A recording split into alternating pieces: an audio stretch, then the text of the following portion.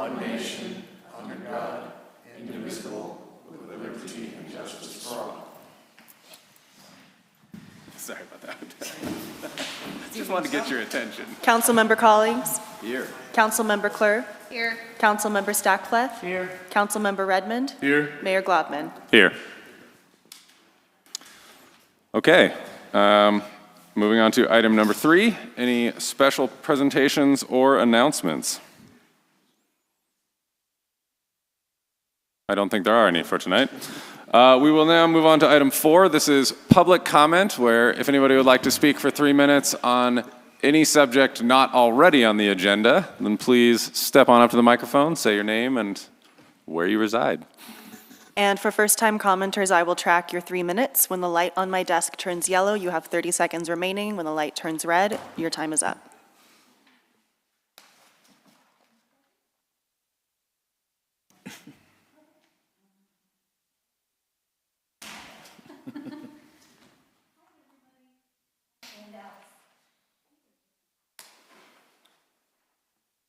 Hi, Araya, half of the Yeah movement, and also we are officially launching our business networking group.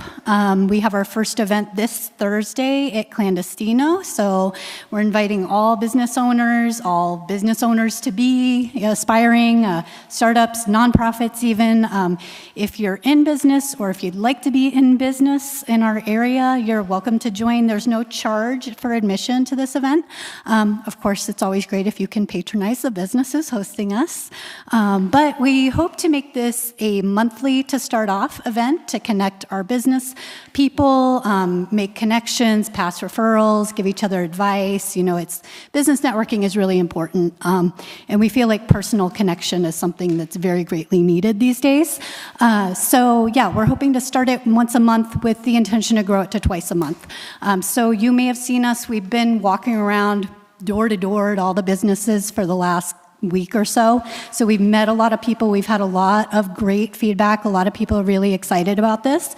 And then also I gave you guys a sneak peek. We're going to have a giveaway for a free membership. We're going to have a membership offering for our business connection thing too. So just want to throw it out there and invite everybody to come join us. Thank you. Thank you.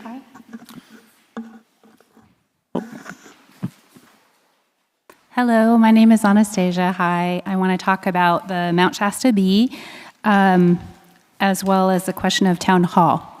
So Mount Shasta Bee is an amateur paper I've mentioned here before that I created. I'm working on the second edition right now. If anyone hasn't gotten a copy of the first edition, please wave. I'd love to give you one. I'll give you a wonderful. I'll bring that after my time is up. I just want you to know that I've been trying to figure out what stories to write that might be relevant since it's just one person. And when I walked around to businesses, giving them copies, and there's 2 businesses that are distributing now the Spirit of Mount Shasta, so they keep a copy. People just go in, sit down, read it, and leave it there. And then there's one other one, which I'm blanking on the name. I always blank on the name. It's a family-friendly bar. I want to say Grizzlies. Does that ring a bell? Deadwood? Say again? Deadwood? Deadwood, that's it. Thank you. So the stories that I'm working on, one of the businesses said, I'd really like to hear more about that. And I'm calling it From Yeah to Ohana, what the heart, movement with heart, or vision with heart, or something like that. So people are curious about what they're doing. So I would like to add more information for people to understand. There's also some wonderful things happening in Dunsmuir related to the homeless. There's a woman named Angie, and they're doing a bunch there, so I want to interview them and find out what they're doing, our neighbors. And then the other one is, it looks like I might be able to go on a ride-along this week with one of the police officers from the Mount Shasta PD, so if I can get permission, I'd like to write about that. I think that'd be really interesting for people. So if you have any other story ideas, please let me know. Otherwise, the other thing is just some of the comments on the next door, some of the issues around contention. I was just curious if there's ever a town hall where people come together, facilitated and security-based, where people can talk about that, or is that just too contentious to do? So any comments on that? We'll comment here in a moment during the council and staff comment portion. Happy to respond to that. All right, thanks so much.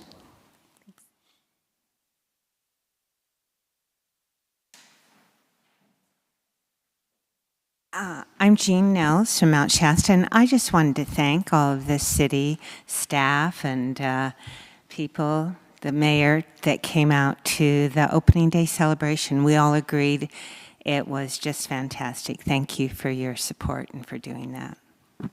Thank you. And if you haven't had an opportunity, go and check out the new exhibit at the museum. Anyone else from the public? Okay. Bringing it back, now we will move on to item number 5, council and staff comments. Anybody over on this side? How about this side? Okay. Staff on this side? I know we've always got some here. All right. If nobody else. Oh, please, Chief. Thank you, Mayor. Council, you may or may not be aware, this Saturday, Mount Shasta Police Department and Weed Police Department were involved in a critical incident, officer-involved shooting. Essentially, on March 21st, a WPD officer conducted a stop of a vehicle. He was traveling northbound on I-5, stopped him near the North Weed off-ramp for multiple vehicle code violations, including unsafe lane changes and excessive tint on windows. During the traffic stop, the WPD officer requested a canine officer to do a drug sniff. Mount Shasta officer responded with the canine. After the sniff of the vehicle, a search was done of the vehicle, and the WPD officer located a significant amount of methamphetamine hidden in a speaker box in the vehicle.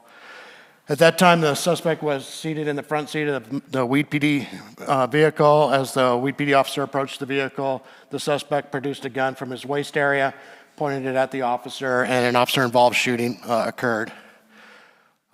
As more help arrived, they got the gentleman out of the vehicle, and they conducted, our officers did first aid on the suspect until he was transported to Mercy Dignity Health here in Mount Shasta, where he later succumbed to his injuries.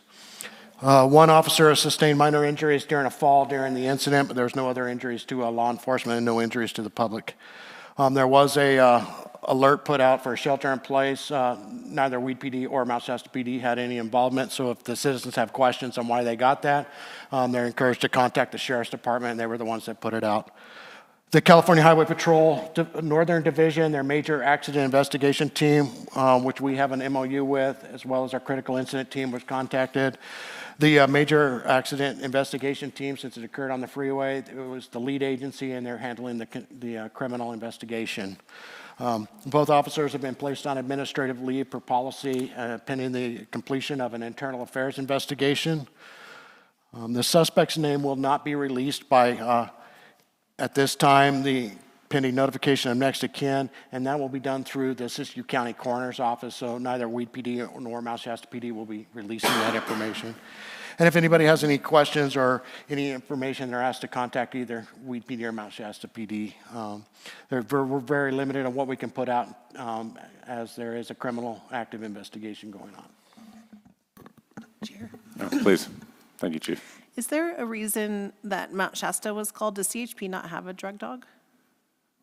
I don't know if they had a drug dog or not, but they requested one. We had one. Any other questions? All right. Thank you for that, Chief.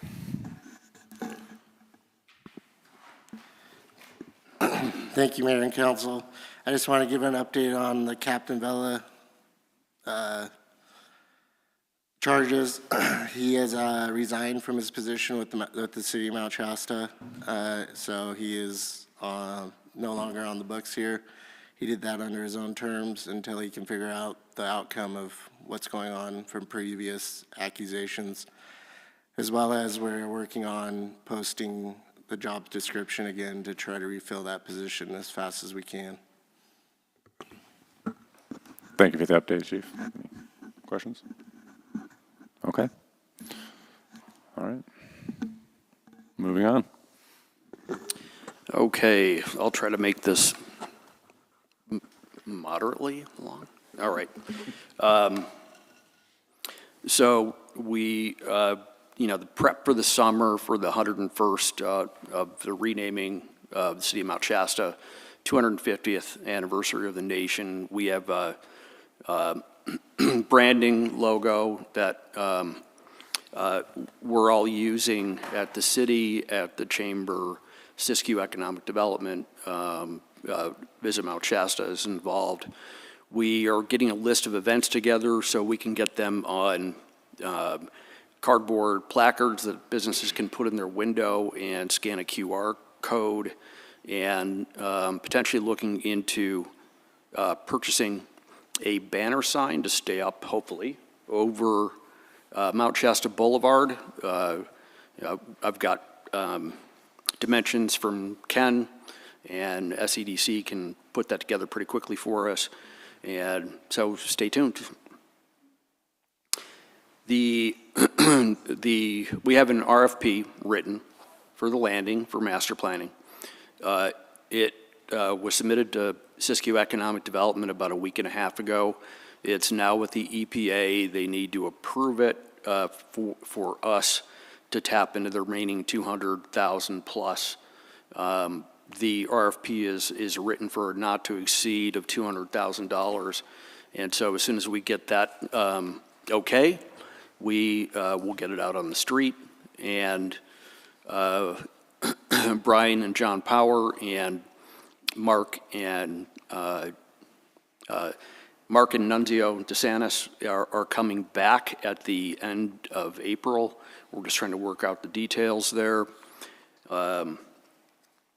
The library expansion and renovation cost estimating is underway. So that's about a 2-month time frame. That should be coming back here soon. And of course, the Sisson grand reopening, which was, again, all the folks over there, Gene, it is they do tremendous work, and that museum is something special. Yeah. And finally, we had a great conversation today with an expert on tiny homes.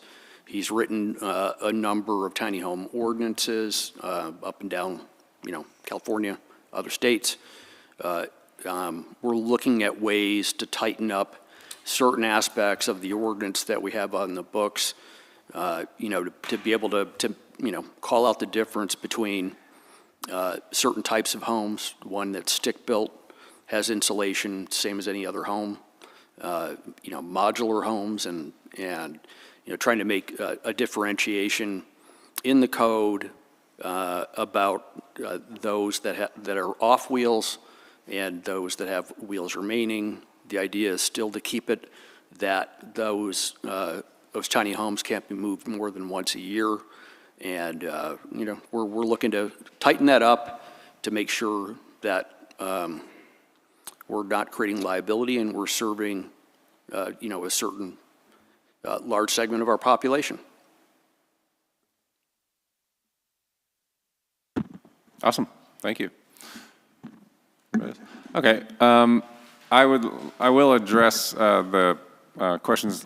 So your question was about just people that have concerns on Nextdoor. Is that?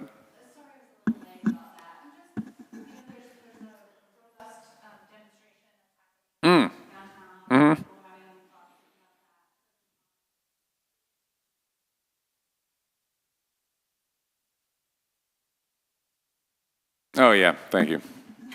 Sorry. Thank you. Start over, or could you hear me? We could hear you. It's more for the people at home.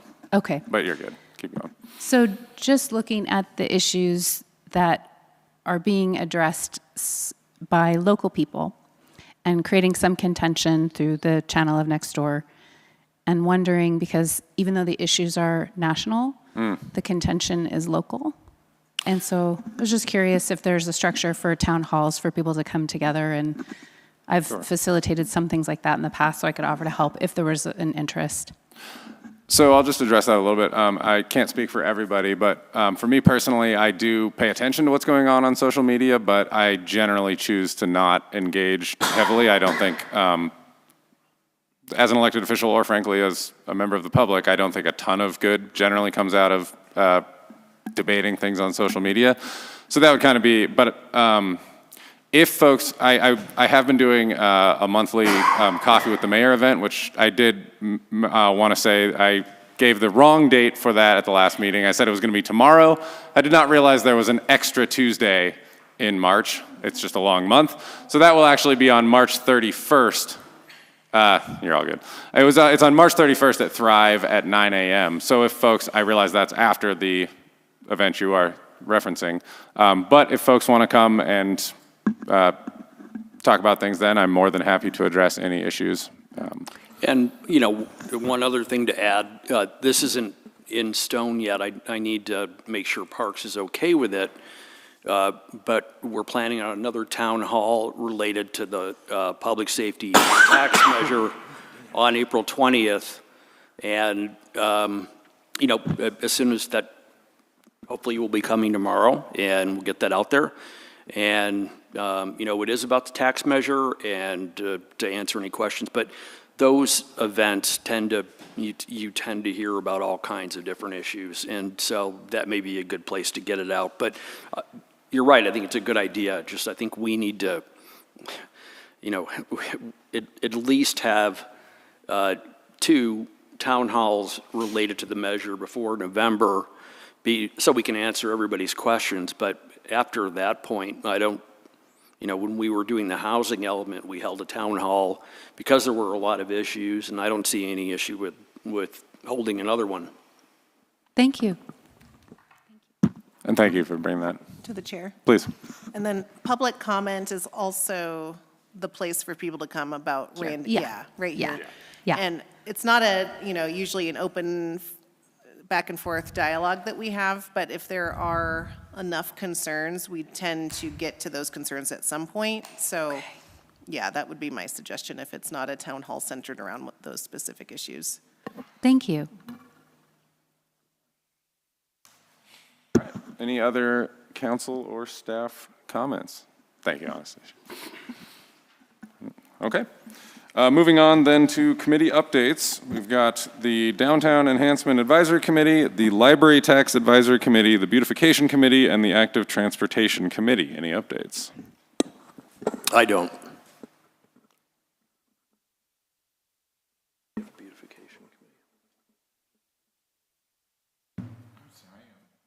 Do you have any updates on the Beautification Committee?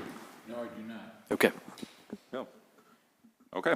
I would like to remind anybody in the audience or watching at home, there is one vacancy on the Planning Commission, 2 vacancies on the Beautification Committee, and 1 vacancy on the Downtown Enhancement Advisory Committee. So we'd love to get those filled and become non-vacancies. So if you're interested, please, inquire with City Hall. Cool. Okay, moving on to item 7, the consent agenda. The city manager recommends approval of the following consent agenda items. All resolutions and ordinances on this agenda or added hereto shall be introduced or adopted as applicable by title only, and the full reading thereof is hereby waived. A, approval of minutes, March 9th, 2026, regular city council meeting. B, approval of disbursements, accounts payable, March 11th, 2026, total gross payroll and taxes for the period ending March 19th, 2026, and C, monthly investment report. I'll move to approve consent agenda items A through C by title only. Second. All those in favor? Aye. Any oppose or abstain? Okay. All right, moving on to item 8. This is item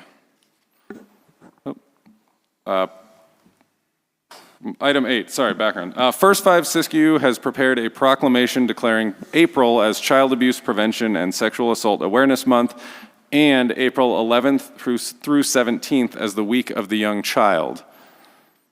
This says, Todd, you're going to introduce this? Is that accurate? Sure. First 5 Siskiyou prepared the proclamation. I can read it, or, Mayor, you want to do the honors? Oh, sure. did we want to, were there any questions first? Or read the proclamation first, is that what you're saying? Okay. All right. April 20, Sorry, I've got a good copy right here if you want paper. oh, sure. Why not? Thank you.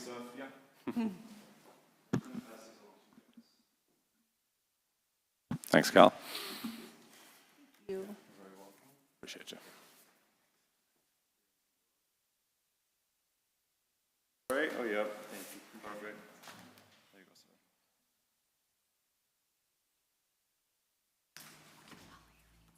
sir. Okay. Do you want to say something before I I was read? just going to preface Please. a little bit before we started. As you guys probably know, that April is Child Abuse Awareness Month. You'll be seeing lots of these guys around town, along with these lovely pinwheels. This is all an awareness effort. If you guys are interested in receiving some, or you know anyone that is, we'll be going around businesses. We'd love to get your information. In this lovely packet, we share a lot of information about all kinds of stuff that we're getting up to. So the best way to reach us, right here, is our office number, good contact email, and yeah, our address as well, but we're not a public office. So let's see, if you guys don't mind, I'm going to share a little bit about some of our programs. So Child Abuse Awareness Month, one of the biggest things we want to emphasize is family bonding and strength. We're trying to build strong communities to help prevent child abuse. And the best way we can do that is by having lots of fun. So if you guys want to open your packets, you can see a little bit about some of our programs we get up to. There's some information in there about our playgroup attendance, our parenting class attendance, our family fun events, which I've just kept it to what we do in Mount Shasta specifically, but we are all across Siskiyou County, always looking for more partners, always looking for more events. Keep us in mind. If you guys know of anything, if you think of anything, give us a call.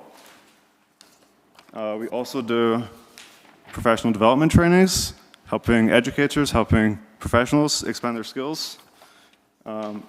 Also would love to introduce you guys to our partner celebration. This is going to be a little bit later next month, actually next week. And so that would be a great time to come see everybody that we work with, share ideas about other ideas that we can get involved with the community and how we can best strengthen these relationships. And with that, I won't take too much more of your time. I'll be here if you guys have questions. Please reach out. We're always looking for more stuff. And Casey, if you'd like to read the proclamation, that'd be awesome. Thank you. Yeah, please, questions. Yeah. Hi. Hi. What was the part about the, like, posting that at our business? What is? Yeah. So this is it's all awareness raising. So the blue represents the young child, and it's all about the abuse prevention. There's a little bit of information in the packet about why specifically blue, but the pinwheel is a national symbol, so you'll see that in the Head Starts, you'll see that at the schools, and it's just a way of showing like solidarity, basically. And I believe if you go around town, there's tons of places that just have them up year-round, but we try and do it specifically for April just to really, yeah, get that going. So if we wanted to post something at our business, do we go through you? Yeah, to just get give it? us a Okay. call. We'll set up. We can come bring you some. We spend a lot of April just traveling around, giving out stuff, going down doors. Yeah, just give us a call. We'll work it out. Thank you. Yeah. Okay. Thanks, Karen. Any other questions before? Okay. First 5 Siskiyou. First 5 Siskiyou. I can share some info. I can give you one of our little. Yeah. Awesome. Yeah, yeah. Yeah, absolutely. Sure.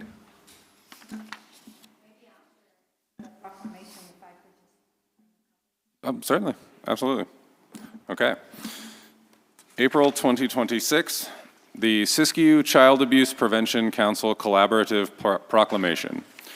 Whereas, to become healthy adults, all children deserve to live in safe, stable, and nurturing homes and communities. Whereas, children are vital to Siskiyou County's prosperity and future success. Whereas, the people of Siskiyou County believe in the celebration of life, inclusion, and hope through our children, and deplore and condemn acts of violence committed upon the children of our communities. Whereas the lives of children who have been hurt or lost to child abuse are honored by studying their stories in order to prevent future abuse and protect the innocence, health, and lives of all our county's children. Whereas child abuse, rape, sexual assault, and sexual harassment impact our society. Whereas child abuse, neglect, and sexual assault prevention is a community responsibility affecting both the current and future generations. Whereas research has shown the enormous impact that positive parenting practices have on a child's social, emotional, and intellectual development and future success. Whereas communities that understand the importance of prevention and support for the well-being of citizens thrive and prosper. Whereas effective child abuse and sexual assault prevention succeed because of partnerships among citizens in all sectors of the county. Whereas April is the month to focus public attention on the needs of all children and prevention of sexual assault. Whereas, with leadership, dedication, and encouragement, there is evidence that we can be successful in preventing child abuse and sexual violence in Siskiyou County. Therefore, we hereby proclaim April as Child Abuse Prevention and Sexual Assault Awareness Month, as well as April 11th through April 17th, 2026, as Week of the Young Child. We call upon all citizens, community agencies, faith groups, medical facilities, elected leaders, and businesses to increase their participation in efforts to support families, thereby preventing child abuse and strengthening families in the communities in which we live.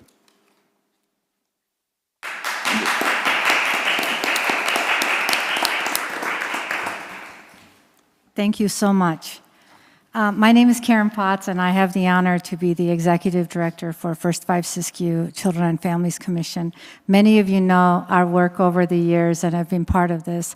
Over the last 2 years, I think some of you may know, we helped start the Family Resource Centers, and as their focus shifted, or the services that shifted towards the adults over the last 2 years, I'm pleased to share that the Commission has really taken the lead in working directly with community partners to provide services and supports and programs. And we're very, very excited to have two of our grantees actually here, the museum, the partnership with the museum, as well as our partnership with the hospital. In addition to that, we've been able to provide multiple programs and services. Mount Shasta is a beautiful place to live, right? And it's such a phenomenal resource, a wonderful place to raise children. And we're fortunate to be part of that effort of creating spaces where families could come and be a part of the community. Todd, I'm super excited about the 101st celebration. Please think of us for any way that we can support the efforts. This is since July 1, 2025. We have provided 14 family fun events. And if you've seen one of the family fun events, you'll see how phenomenal and interactive and fun it is truly for families. It's an evening oftentimes or an afternoon, sometimes on weekends, where we provide some kind of a family activity, dinner, most of the time hosted by Mount Shasta Supermarket, and lots of great connections with families. So since July 1, we've provided 14 family fun events, and 758 parents and their children have benefited from it. In addition, if you haven't been to our play group at Regenerative Arts Center, it's every Monday, and just since last week, so every Monday from 10:30 to 12, the play group is there, and please just walk in and see the fun that happens there and the learning that happens there. In addition to that, just 2 weeks ago, we started a new moms group there, and again, today I think there were 7 or 8 parents already participating. I also want to acknowledge the wonderful partnership with the schools, including Golden Eagle. We provided 13 sessions since July 1, 13 sessions of parenting education classes. As you know, one of the best ways to prevent child abuse is to increase parents' knowledge. And 186 parents and their children participated in these 13 parenting sessions. Finally, thank you for being such a supporter of literacy with us. and also nurturing the love of reading through the Read Across Siskiyou event. We're pleased to share that today 120 children have signed up for in Mount Shasta, in our zip code. 120 0 to 5-year-olds participate in the Dolly Parton's Imagination Library. And so, and it's thanks to organizations and our schools and community partners that help support those efforts. We encourage you to consider partnership. The best gift that we can give to each other is to strengthen our work together on behalf of children and families.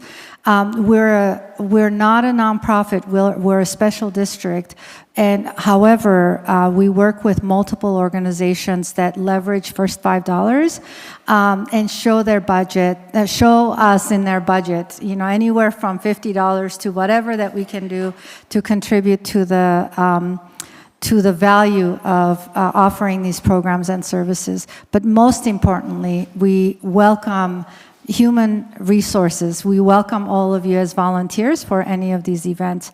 We want to thank you again for this opportunity to be here. Thank you for the support and the time that you offer each year to First 5 Siskiyou. It's an honor to be here, and it's an honor to call Mount Shasta our home. Thanks. Thank you.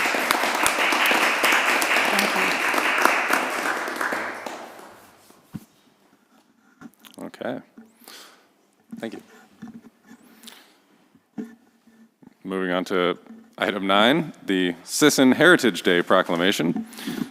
Staff has prepared a proclamation declaring April 2nd to be Sisson Heritage Day in honor of Justin Hinckley Sisson's contributions to the founding of the city of Mount Shasta. I can now read that proclamation. All right. Whereas Justin H. Sisson was a pioneer in settling and promoting the area in and around the city of Mount Shasta, and whereas the city of Mount Shasta was originally known as Sisson, a name that endures as a testament to his foundational role in the community, and whereas Justin H. Sisson and members of his family are interred in the local cemetery, maintaining a permanent connection to the land he helped establish, and whereas Sisson Elementary School bears his name, honoring his legacy for future generations, and whereas historic landmarks, artifacts, and cultural heritage of the region remain synonymous with the Sisson name, and whereas the birth date of Justin H. Sisson was April 2nd, and whereas it is fitting and proper that the city of Mount Shasta recognize and celebrate the contributions of Justin H. Sisson to the history and character of this community. Now, therefore, be it proclaimed by the mayor of the city of Mount Shasta, California, that April 2nd of each year is hereby designated as Sisson Heritage Day throughout the city of Mount Shasta. And be it further proclaimed that the city of Mount Shasta encourages its residents, businesses, and institutions to observe Sisson Heritage Day each year on April 2nd with appropriate programs, ceremonies, and activities celebrating the rich history and heritage of the city of Mount Shasta. Signed and approved this 23rd day of March, 2026.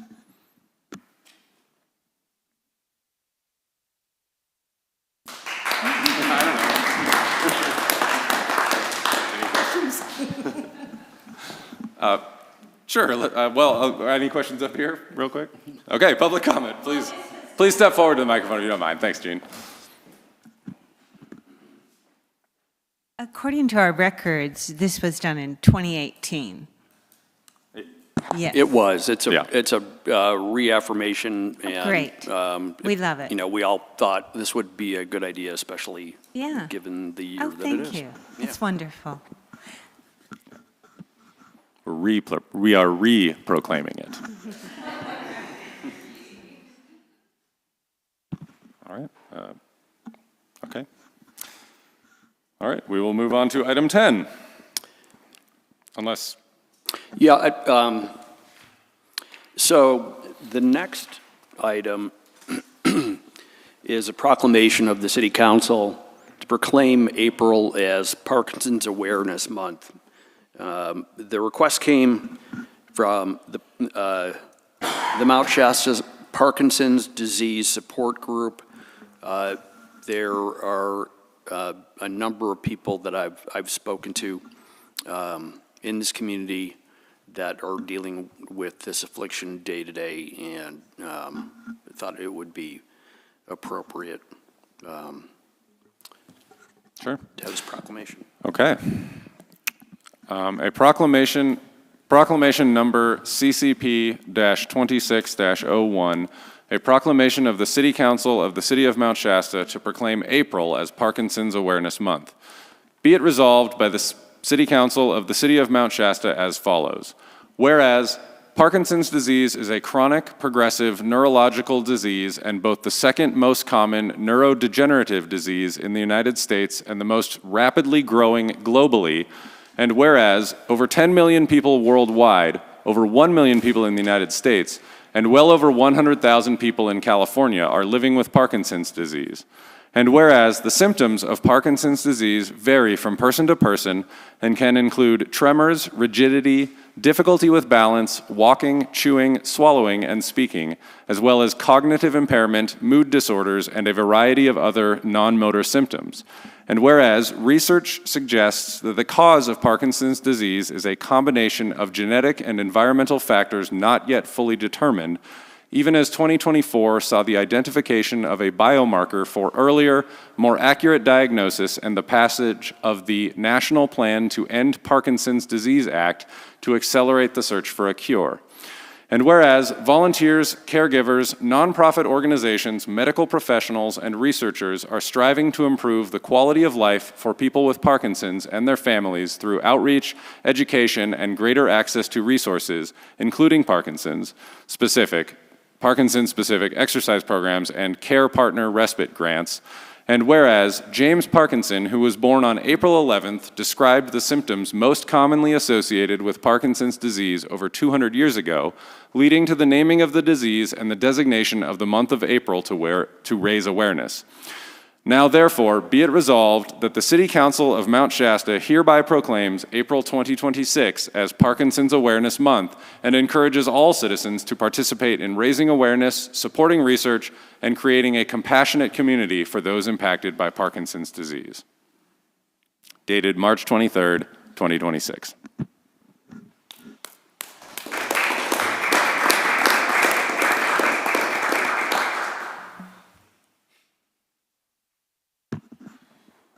Questions, comments?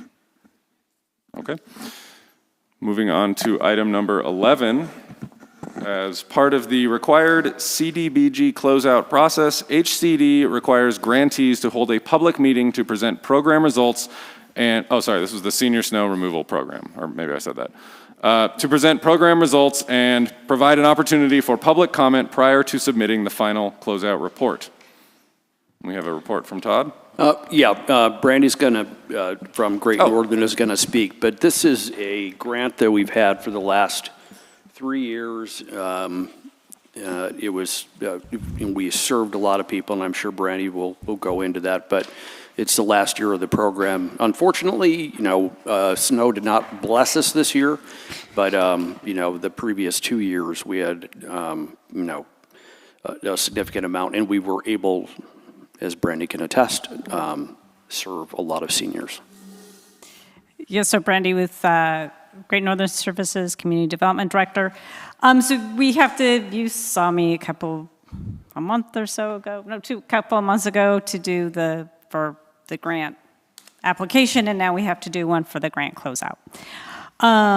So this was to serve elderly and those that were disabled that didn't have an able-bodied household member who were under the age of 60. So it was for that demographic. It met the national objective, so I have to go through these. It's part of what I have to do for the closeout. To meet the national objective, which was to serve limited clientele, and that was to serve people over 60 and those with disabilities. These participants relied on the program to maintain safe access to their homes during winter storms. Over the 3-year grant period, the program served 395 households, representing 544 individuals. There were 170 unique households with an average of 181 individuals served per year. Of those served, of the 544, 204 of those individuals were above the 80% average median income, but qualified under the program because they met the age requirement of being 60 or older. So we couldn't deny them services. Services were provided during the winter season, of course, it's snow removal, which generally is November 1st, November 15th to March 31st, but last year, the previous year, we did extend it to April because we had that storm in the middle of April, which was fabulous for some of us. Great Northern was the sub-recipient. We administered the program and the grant and coordinated with the city. And the applicants were required to provide proof of residency that they lived in the city limits, because it was for the city limits only, and to document their age and disability, if they had a disability. The snow removal contractors were procured under an RFP, the lowest bidder for each route. There were generally about 10 to 12 routes per year. The routes changed per year, and so the lowest bidder for the route got that route. So clearing the driveways ensured that the emergency personnel could safely access homes if needed, allowed residents to leave their homes for medical appointments and other essential needs during storms. And that's what it was all about. And unfortunately, we couldn't apply for this year, and probably not for the next year or two, because of the way that CDBG is going to do the funding. Our final snow removal date is going to be March 31st this year. Unfortunately, it doesn't look like there's going to be any snow in the forecast. It looks like we're still in the mid to high 60s for the next week or 10 days. As I said, 395 households were represented for 544 individuals. We are going to disencumber about $270,000 of the $500,000 grant. When we did write this grant, it was we had two very large storm years where we were literally spending $100,000 a year. So I was like, $500,000, that would be good. Now we can't actually apply for that much. So if we would apply for this again, it would be $300,000, and we wouldn't have had a problem expending more than 50%. So lesson learned on that. Next time we'll just, if we have large seasons, it'll cut the program short. So, and then I can take any questions. Any questions? And I do have handouts for the audience if you would like them. I have a question for you, if you don't mind. You mentioned that going forward, so we won't be able to apply next year just because of the grant cycle. Is that?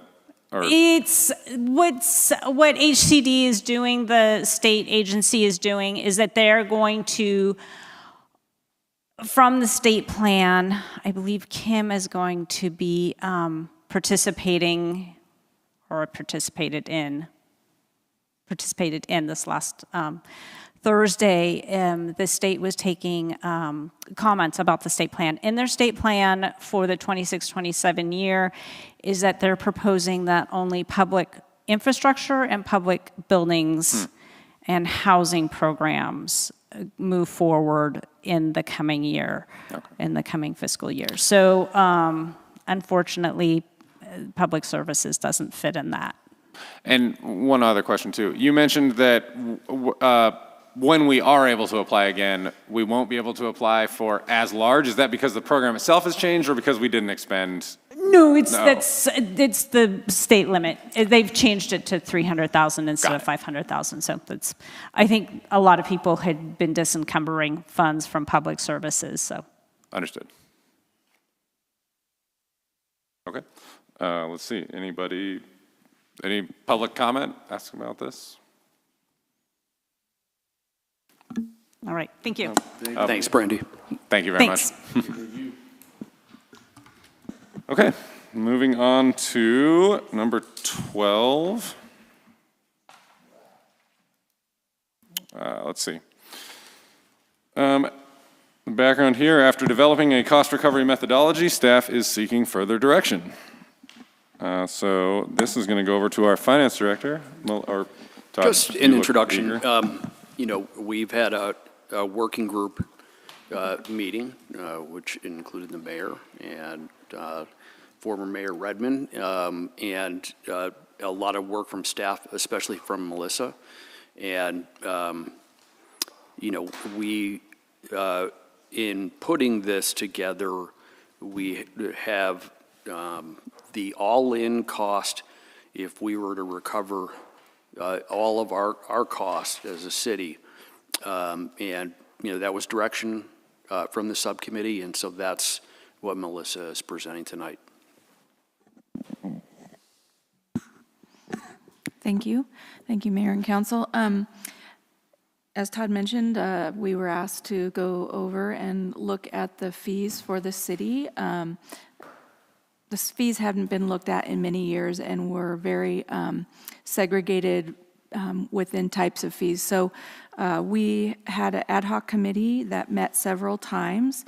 Our focus for the committee was to review all the fees, review the different types of fees that exist in the city, which can be three types, basically set by some statutes, set by a market rate, or set by a cost recovery time study. We went through a methodology that looked at a total cost recovery for all expenses in each department that would be performing the service provided to the community. We did look at the ordinances and where we needed to update those potentially. We looked at comparables. We looked at a few different cities nearby and then a little broader range as well.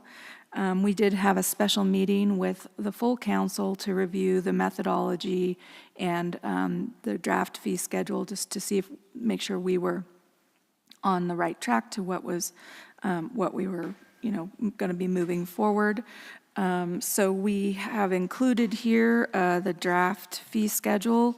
It includes all city fees at this point so that we can have a comprehensive one-stop shop, hopefully. Some fees changed, some fees didn't. Some fees weren't proposed to change. We just kept as is. And then I can go through an example of how we went about coming up with the fee, if that's how you'd like me to proceed. And from there, can answer questions or however you want to move forward with that. The example of what I included in the packet was an example of a burn permit. It's a pretty basic fee, so I thought that would be one that would be somewhat easy to look at. In the burn permit, basically the customer comes into the front desk. Our staff help from the front desk. They review the rules with the customer. We accept their payment, issue their tag, and then we record that information on a log, which is then provided to the fire department, and the fire department needs to know where those burn permits are issued in case they need to respond for some reason, and they may choose to inspect if they have a concern. So we're using this methodology to describe each task within the fee that we're presenting to recover cost on. And to the best of our ability, we used an estimated time, an average time for each task that was provided. So you can see there that the accounting assistant spends roughly about 12 minutes to provide service to the individual that comes in for the burn permit. And then we went from there and we said, well, how much does that cost?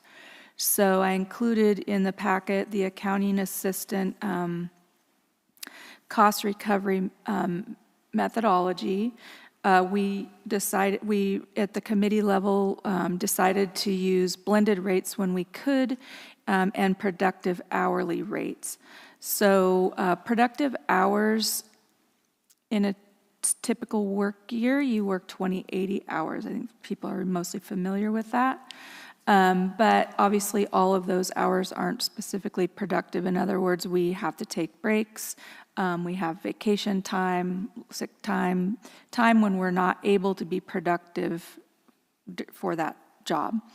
So we discussed that. We decided, yes, we would like to use productive hours. Each department head went through and reviewed the amount of training, travel, things like that, that reduced the amount of productive hours per staff. And then I took each cost component and came up with an hourly rate for the productive hour. So if you look at the accounting assistant, there's all of the expenses for payroll. So a person who is in a $25 an hour rate, $25.17 an hour rate job, when you reduce that by productive hours and then add all of the costs onto that, that gets you to $46.72. And then we look at the additional cost that the city has to pay to support those positions, to support the operations, to support the materials needed for the different types of things that we do. So I broke those down all into productive hour, hourly cost. And so for an accounting assistant that's in the finance department budget and utilizes software and liability and all of those things, the hourly rate is $60.70 or $1.01 per minute. So then when you take that and you add that to the time spent, that comes out to, adding in some of the fire time, a cost of $19.30 for a burn permit. We're currently charging $5. So our proposal would be to move that to a $20 burn permit for a regular burn permit. We do also have an ag burn permit, which I didn't include. Just one other example, similar process, encroachment permit, Public Works Director went through, we talked, Director of Planning, we all put down what we thought the time takes to do an encroachment permit. We had 3 last week. And so the same methodology, and then broke down each staff component with all their different fees as well. So that was the methodology that we discussed multiple times at the ad hoc committee. I think we all were in agreement that that was the route we wanted to move forward for the time-based fees. Obviously, there's fees that are set just by a market rate. There's a few of those included in that fee schedule as well. And then there are several fees that are provided to us through either a state or law or whatever, and we've included those here just so it's clear when somebody looks at the fee schedule, it's comprehensive. Here's where I go for the information, and it's all laid out there for them. So I don't know if, Todd, you have anything else to add, or? I don't. It was just a really heavy lift on staff's part, and want to thank everybody, especially Melissa on this, and the time that the ad hoc committee spent on providing guidance. Okay, I think, thank you, Melissa, for that. And as Todd said, for all the work putting it all together, of course, and to all the department heads that you worked with for all of that as well. And to be clear, we're seeking direction. Again, tonight, we've got, hard numbers and find out if we're on track or any other comments about this. Yep. I'm part of the ad hoc committee, so I've seen these before. I just wanted to say again how, this is like, how much data you've put into this makes it really hard to argue with the methodology. So good job with that. And I also like how, it's not just fees increasing, a lot of them are going down too. So it's really a fair price based on something. So I appreciate that.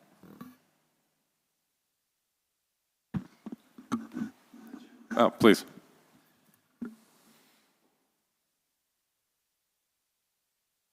This is a lot. First of all, thanks for the ad hoc committee who clearly worked a lot to put this together, and obviously all the staff time. This being the first time I'm really starting to see all of this, it's the logic about making sure we're covering our costs. That's, as you noted, is inescapable and fair. There are again, just because I don't understand, it's my first time through this, I look at the general review points, for instance, number 2 on cannabis tax. You focused on a need for a discounted fee. And based on these discussions, the maximum fees are imposed as proposed, but they seem to double, triple, and quadruple the costs. And I didn't understand the difference between we're focusing on a need for a discounted fees and huge increases. So can you help me out with that one? Yeah, I was speaking to, in that staff report, I was speaking to the cannabis cultivation, distribution, and manufacturing taxes. Those come with a range in the ordinance and were pretty low in some of the areas. And so when we had the conversation at the ad hoc committee, my memory was that we were saying, why would we discount those rates? And so I included those. Now, the time study ones, those are based on the time that it takes here, and you're right, they're going up significantly. I don't know how these fees were developed prior. I don't know how a $90 application fee was derived, but the application fee proposed by the planning director is based on the time she expects it to spend, herself to spend for that. $4,400 on an application? So, as you know, many of you probably have guessed, in smaller rural communities that don't undertake this kind of effort, what they tend to do is compare other jurisdictions that are about the same size and are charging the most when they need to raise fees, and then and charge that. This is the first time we've gone through to figure out our actual costs. I understand that, or that general approach, and of course that makes sense. And and pardon me, I'm still just trying to wrap my head around. For instance, I guess I should start with the big picture view of this for me going in, which seems like if you're in the manufacturing business in this town and you're manufacturing, growing, and distributing cannabis, if any other business in this town was imposed this level of fees and taxes, they'd immediately go out of business. I'm just looking at the simple ones as I'm trying to grasp this. Just because you're in manufacturing, we're going to go from a buck a square foot. If you got a 2,000 square foot place, you're paying $2,000 a month. Now you're going to pay $10,000 a month just for existing before we get into distribution fees and nursery fees. I'm just trying to go. I don't understand. We specifically didn't talk about cannabis. To the We didn't. We didn't talk about cannabis, and we specifically said that we weren't going to. It was my recollection. I'm sorry if no, if that's, I'm off base. it's been so long. To be honest with you, that was my recollection on those fees. So I'm not sure how it works here in Mount Shasta or for sure in California. I'm very familiar with this process from Oregon. I'm a little bit confused at the moment about where we're heading.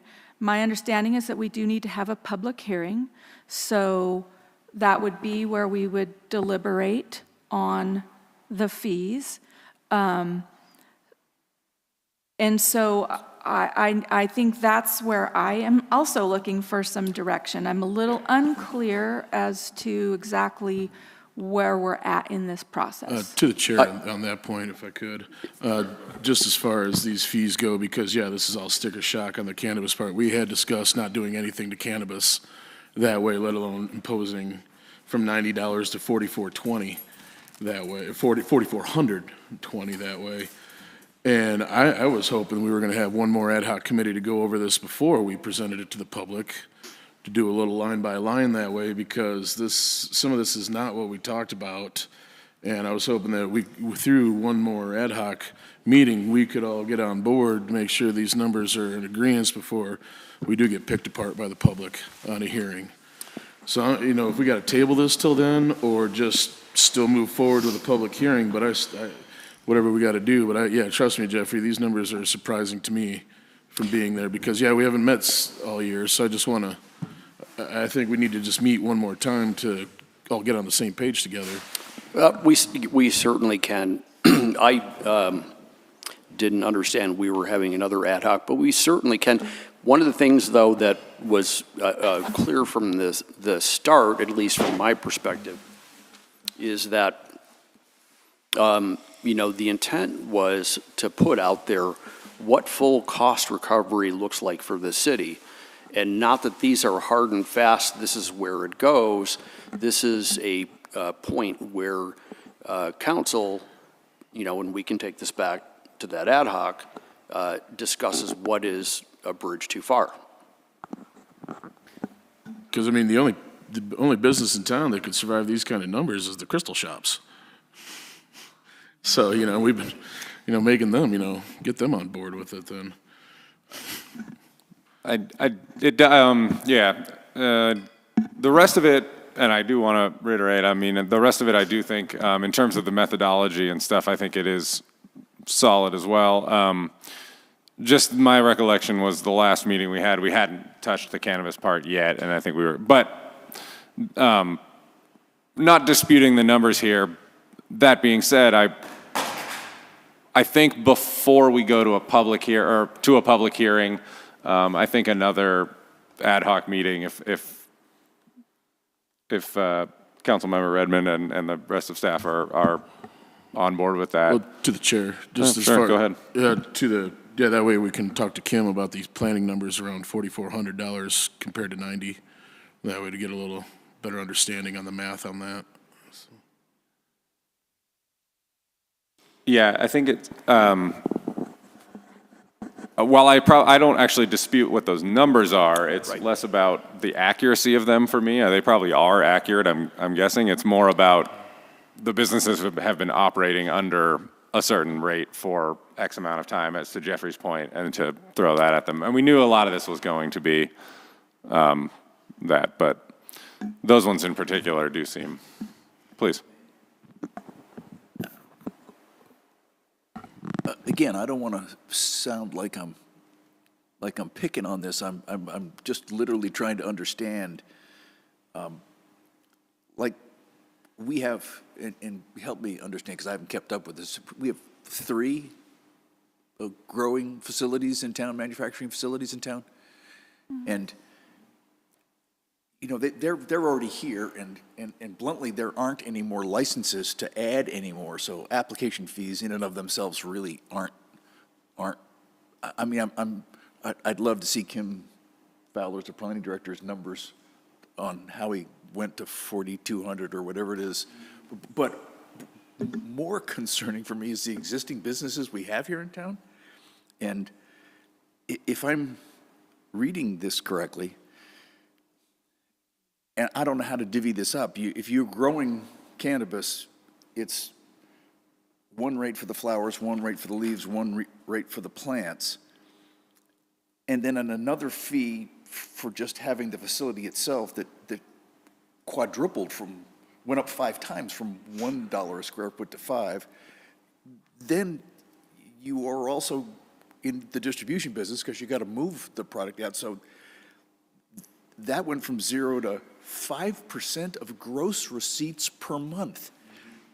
Think of any business that you lopped off 5% off the top. What that would do to a business. I don't understand so maybe this is a good thing. I don't know. Can I suggest that we all take a deep breath? And what we are doing is coming before you to lay out what it costs to actually provide these services. And we knew it would be sticker shock. we can table this and we can have continued discussions. But what we put out there, we put out good numbers, verifiable, best methodology, and through the ad hoc committee and through council, we need to determine when we become uncompetitive. Well, to the chair? Yeah, just to answer your one question that you brought up. The reason it went from 90 to what it is now, the 40, is the 90 was not done through any sort of methodology like this. It was just chosen arbitrarily. So it's not saying that like the cost of it went from that to this. No. That I get. Okay. And But yeah, go ahead.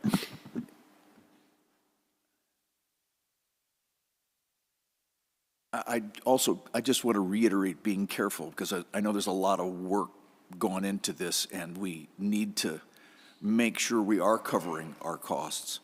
And maybe this isn't the time to have more lengthy, detailed discussions about. No, like I said, sorry to the chair. That's where I was hoping we could table it just to, Yeah. even till just the 13th of April in 3 weeks, so we still meet the June deadline for everything that way. So. You're on that committee, aren't you, John? Yeah. I'll be quiet now and say thank you. I'll support your tabling this, and if you support that, you do. Sure. Just for clarification's sake, though, what we're doing right now is not approving these numbers. Right. So we are simply saying this is what was used. These are what those numbers would be. So we are at a point where if we as council don't like them or we think they're not appropriate, we can discuss that now and change them. Yes. No. No. You need to have a public, my understanding, I'm sorry, my understanding is that you need to have a public hearing. Right. We can have another ad hoc committee, of course. We can review where we want to land to propose the fee from there. And then once we land, then you need to have a public hearing where you hear from the public and then you deliberate and then you change and you make your decision about, I want to only charge 10% of that or whatever. Yep. And at that point, I think there's probably a variety of ways you can do that. You can go line by line, you can go group by group. It will be a process that we have to go through, is the way I would understand it to be. Yeah, it's so thinking about this as a bigger picture, we are going out for a tax measure in November. We realize that we're about as tight as we can possibly get, and getting tighter as we lose additional sales tax revenue. The intent is to put out, the all-in numbers and see what we can do through the master fee schedule to bring in, money that, to a point that you guys decide. So we're capturing some of our costs and we're in a better fiscal position. But, the intent is to get guidance, and you don't have to say anything beyond what you said for us to, gather the intent. So we'll table it and we'll go back and we'll bring it back. Okay, so the committee and the staff that were involved with this, did anyone consult with particular business categories, actual businesses in this city about what the effect of these increases would be? Did anyone talk to them directly? No, just an all-in. Okay, so I think you should do that, and you might find it's a very bearish thing to do, meaning that they will go out of business. Yeah. They will move. And you might have heard a lot of businesses are leaving California, and there's a reason. There's better deals in other states, and there might be better deals in other cities in California, but there are definitely better deals in other cities and other states. And if they can leave, they will leave. And so then you're going to be taxing the people that, maybe retailers that need or want to be here and do the best they can. But Yeah, the construction fees, you got to talk to construction people about the effect of that, okay? The cannabis, I think you're probably going to kill the industry here. They'll just pack up. But might as well just ask them. And, yeah. Well, then I'll make a motion to table this for 3 weeks. We haven't gone to public comment. Oh, sorry, yes, Yeah. my bad. Maybe one more thing before we. Sure. Please. Actually, it's a request, so. It's not a question, it's a request, so after public comment. All right, so we'll take this to public comment, if anybody has. Okay. Oh, wait, we got one. Those bones working. Some concrete land on me today, and that wasn't good. AFA, thank you for what you guys are doing. This is a good topic. I appreciate all your work. I appreciate ad hoc and all their work, and honing it down to hourly and what you did on the budget, even in layman's terms, I can follow you. So that's super good.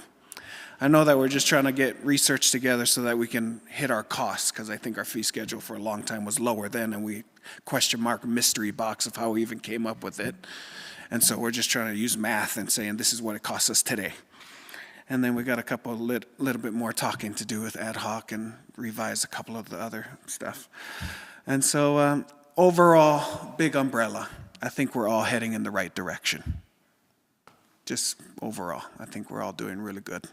Cleaning up some stuff that should have probably been cleaned up a little while ago. And these are all really good topics and discussions on the left side and the right side. So I appreciate all of your guys' effort.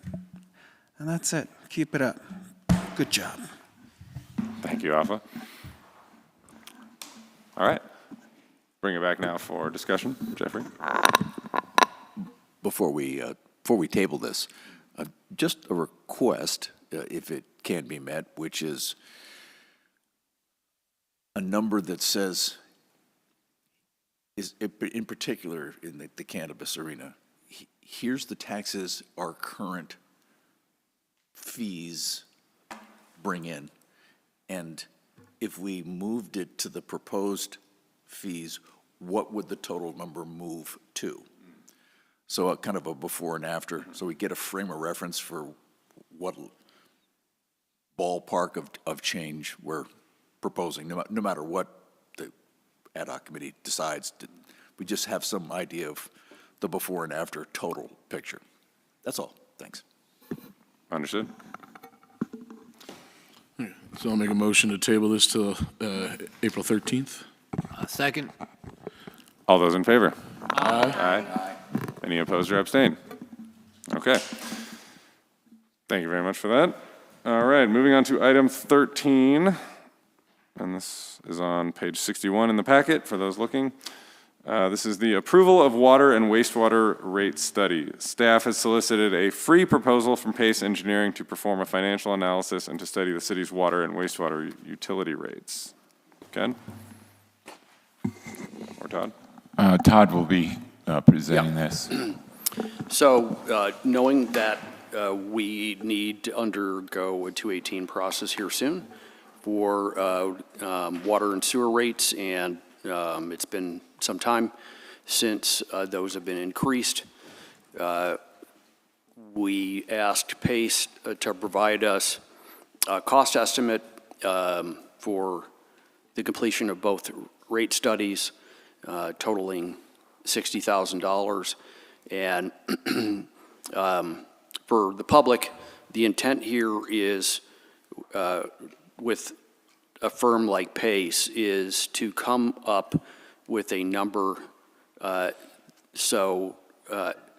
shows what our costs are to provide these services when we enter a 218 process. When we enter a 218 process, we cannot charge more than it cost us to provide water and sewer services, but we have to have hard numbers to back that up.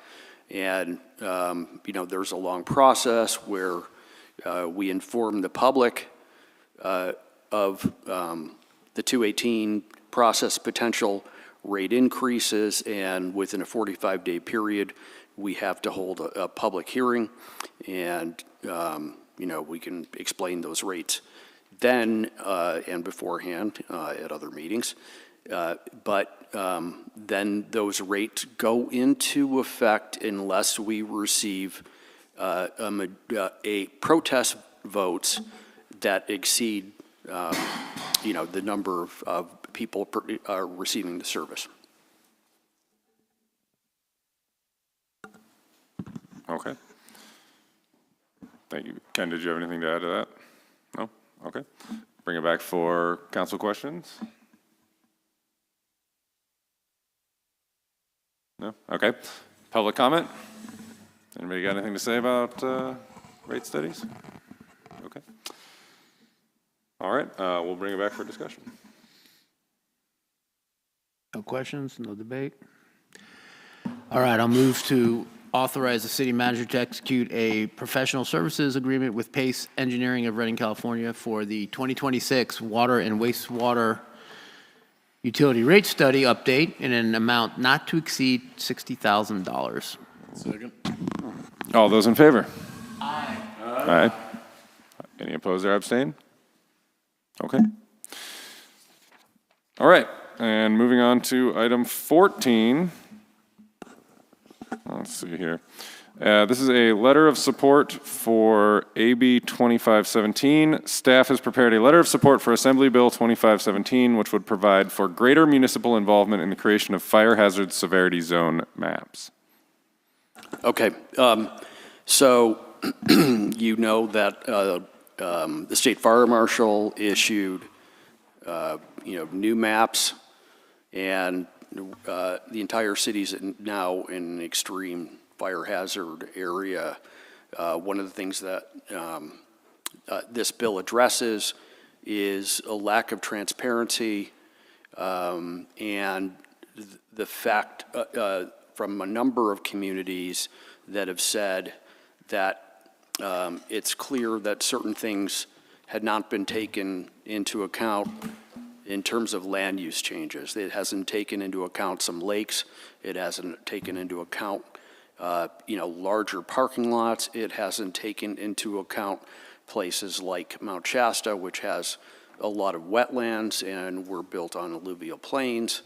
And it provides the ability over a 5-year period for there to be a back and forth and a public outreach process and the ability to appeal some of these designations, which of course may help with some folks that are getting dropped from fire insurance. I can, speak from my own experience.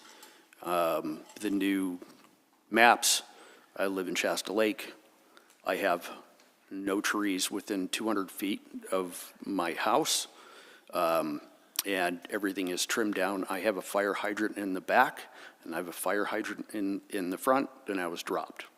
That kind of stuff. So this, if passed, will, we are in a rough place for wildfires, but, we shouldn't be excessively punished, meaning homeowners and communities, if what the state fire marshal is designating for us does not reflect reality. Okay, thank you. Questions here? Okay. Public comment? All right. Oh, yeah. Get on up here. Definitely.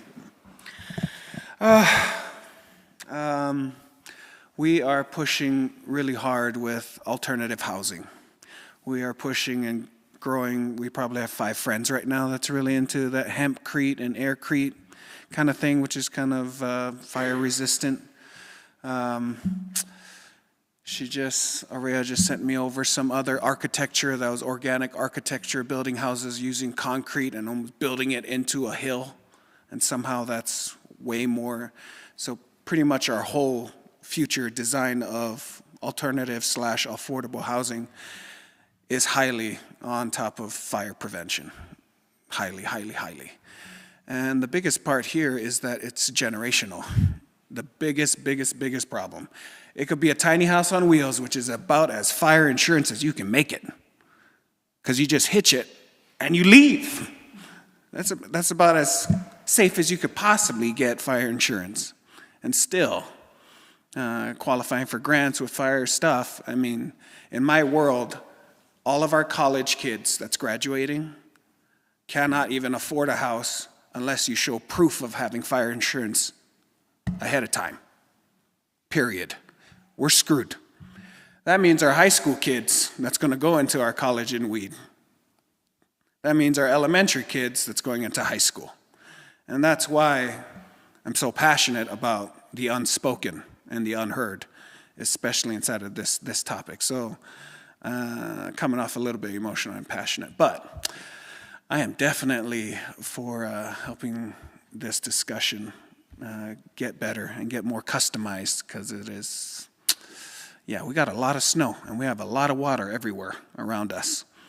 And we're not like a typical place for this broad thing to happen. And then, in my world, if we had a tiny house on wheels and it was made out of concrete and it had hempcrete in it and it could leave, that's still too hard for all of our kids.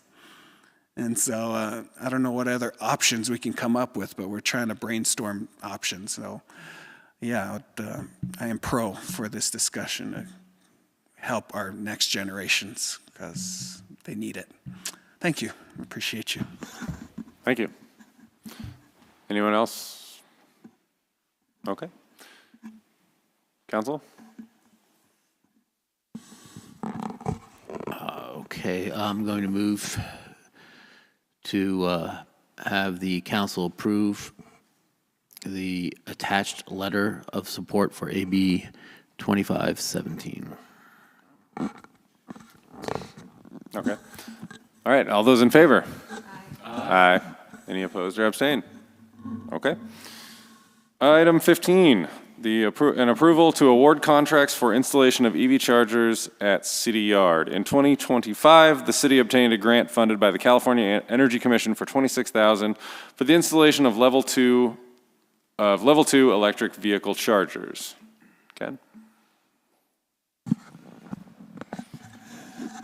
Basically, what we have here is we've had to go through several iterations of design for EV chargers, level 2 EV chargers down to City Yard.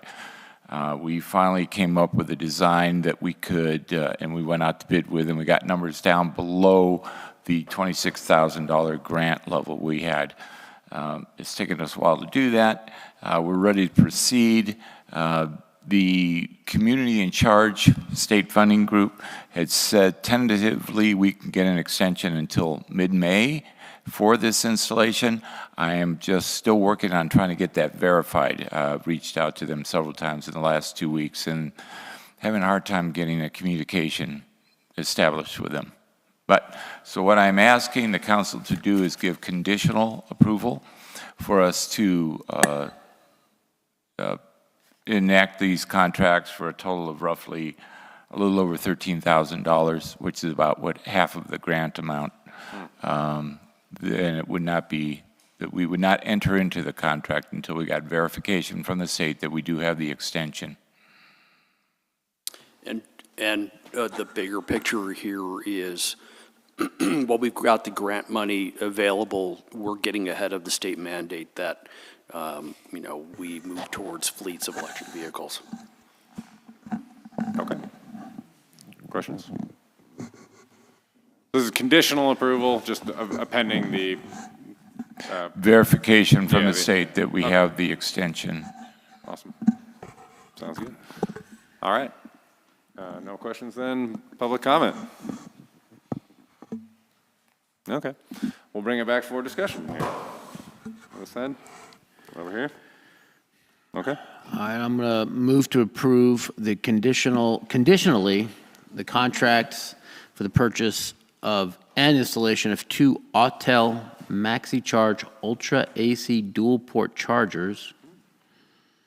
These are level 2 EV chargers at the City Yard, pending the California Energy Commission's approval of an extension of the grant regarding this purchase. All right, all those in favor? Aye. Any opposed or abstain? Okay. All right, moving on to item 16, council reports on attendance at appointed or outside meetings. Meetings tomorrow, so Meetings tomorrow, okay. All right, and I will be doing another Coffee with the Mayor, 9 a.m. at Thrive on a week from tomorrow on the 31st. I didn't realize how many days were in March. That's on me. Okay, and then number 17, future agenda items. We've got the master fee schedule review, which we will certainly be doing. The combination of wastewater and drainage funds, mobile home rent stabilization, and the 2026 sales tax ballot measure. Are there any other future agenda items that people want on there? John? No? Okay. Moving on to item 18.